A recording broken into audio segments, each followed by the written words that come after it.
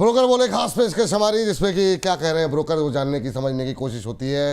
हमारी लगातार हर्ष हमारे साथ जुड़ चुके हैं इस सफ़र में, हमारे हम सफ़र बन करके बहुत सारे शेयरों को पढ़ करके जान करके कुछ शेयरों पे बातचीत करते हैं। हर्ष, पहली कंपनी और किस सेक्टर से है बताइए। जी, बेसिकली टाटा ग्रुप की कंपनी है। यहाँ पर ट्रेंड की बात कर लेते हैं यहाँ पर, और HSBC की रिपोर्ट है। खरीदारी की सलाह 4,800 के लक्ष्य दिए इन्होंने। पहले जो टारगेट थे वो 5,300 के दिए थे, वहाँ से उसको घटा दिया 4,800 कर दिया है। अब इनका ये कहना है कि अगर आप देखें आने वाले दिनों में करीब 200 नए स्टोर्स खुलने की उम्मीद जताई जा रही है। वित्त वर्ष 27 के करीब ये देखिए कि आगे की जो ग्रोथ विजिबिलिटी है वो इनको बेहतर दिख रही है। करीब 18 से 20% की ग्रोथ ये मान के चल रहे हैं, लेकिन दो कंसर्न्स हैं। पहला कंसर्न साफ तौर पे है कैपिटलाइजेशन। इसका मतलब ये हुआ कि भाई कंपनी जब कुछ दूसरे स्टोर्स खोलती है तो हो सकता है कि जो दूसरे उसके और जो स्टोर्स है उससे उनकी ग्रोथ पे इम्पैक्ट होता हुआ दिखे यहाँ पर, या फिर एक कंपटीशन, जो दूसरा बड़ा कंसर्न है, कंपटीशन बढ़ता हुआ दिख रहा है, वो एक चीज़ है यहाँ पे। लेकिन इनका कहना है कि वित्त वर्ष 27 तक अगर आप देखें 2027 तक जूडियो में 4% लाइक टू लाइक वाइज जो है वो ग्रोथ देखने को मिल सकती है। चलिए, ट्रेंड आज का पहला काउंटर, HSBC की रिपोर्ट 4800 का टारगेट, ठीक ठाक अपसाइड की गुंजाइश यहाँ पर दी जा रही है। अच्छे मोमेंटम में है। जो बिजनेस अपडेट सभी हाल में आई है वो काफ़ी अच्छी रही है। अमित सर, चार्ट्स क्या कह रहे हैं? 4800 के टारगेट, सहमत है रिपोर्ट से आप? यस, सहमत हूँ, लेकिन entry points current market price में नहीं होनी चाहिए। 3800 रुपए के आसपास लगता है मुझे मिलेगी अपॉर्चुनिटी इनकैश करने की, एंट्री पॉइंट बनाने के लिए। 3450 रुपए के नीचे का स्टॉप लॉस होगा। टारगेट से सहमत हूँ, 4800 रुपए दिख सकता है। ये बात यहाँ पर निकल करके आई है। HSBC की रिपोर्ट निकल के आई है और अगली कंपनी के लिए चलते हैं हर्ष के पास दोबारा।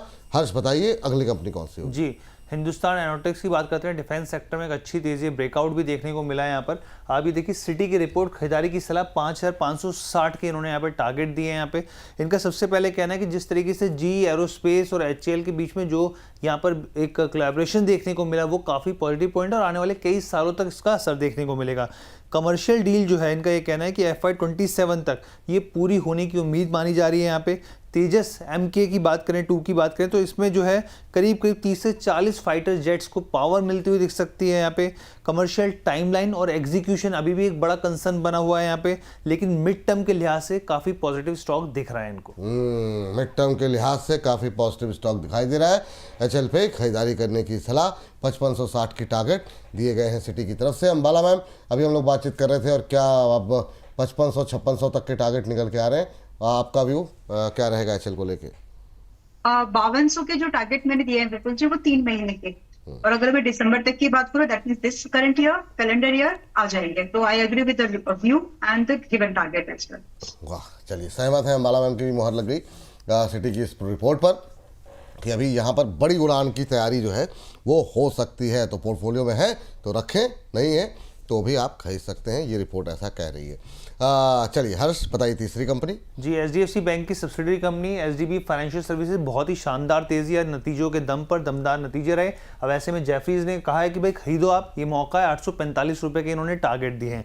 अब सबसे पहले इन्होंने कहा जो प्रॉफिट आफ्टर टैक्स है करीब 42% साल दर साल के हिसाब से बढ़ा है, लेकिन जो स्ट्रीट को एक्सपेक्टेशन थी उसके हिसाब से 3% ऊपर नंबर निकल के आए हैं। AUM जो है उसमें एक हल्का सा दबाव जरूर देखने को मिला, लेकिन डिसबर्समेंट ग्रोथ जो है उसमें एक अच्छा सुधार देखने को मिला है। नेट इंटरेस्ट मार्जिन की बात करें, वहाँ पर भी बढ़त रही है यहाँ पे। इसके अलावा इन्होंने कहा जो एसेट क्वालिटी है आने वाले क्वार्टर में और सुधार देखने को मिल सकता है। वेस्ट एशिया का जो संघर्ष है यहाँ पर उसका असर जो है वो बिल्कुल ना के बराबर पड़ा है कंपनी के ऊपर, कलेक्शन के ऊपर, ग्रोथ के ऊपर।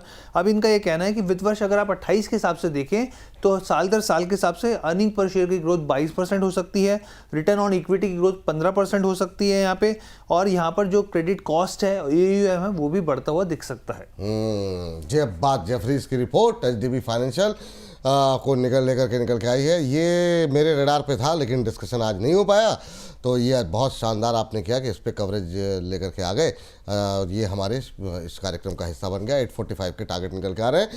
अमित सर, बताइए क्या करना चाहिए? इस बीच निधि चार्जी अब लिख रही हैं वो जो उन्होंने पिपेरी बना के भेजी थी और टोपी पहना करके, अब मैं समझ में आया। कहने Vipul sir, thank you for taking my question on Kirloskar brother, you are best anchor and Ambala ma'am rocking. चलिए, तो थैंक यू।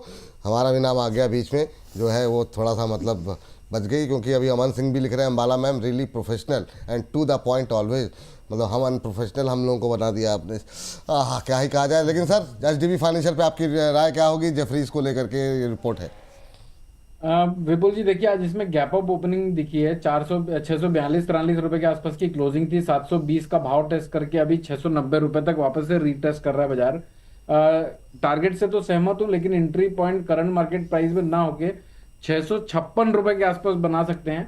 स्टॉप लॉस होगा 587 रुपए का। टारगेट से सहमत हूं, लेकिन इसके लिए 2-3 क्वार्टर का टाइम देना पड़ेगा। 845 रुपए के टारगेट के लिए सहमत हूं। लक्ष्य से सहमत हैं, क्वार्टर थोड़े ज़्यादा लगाने पड़ेंगे।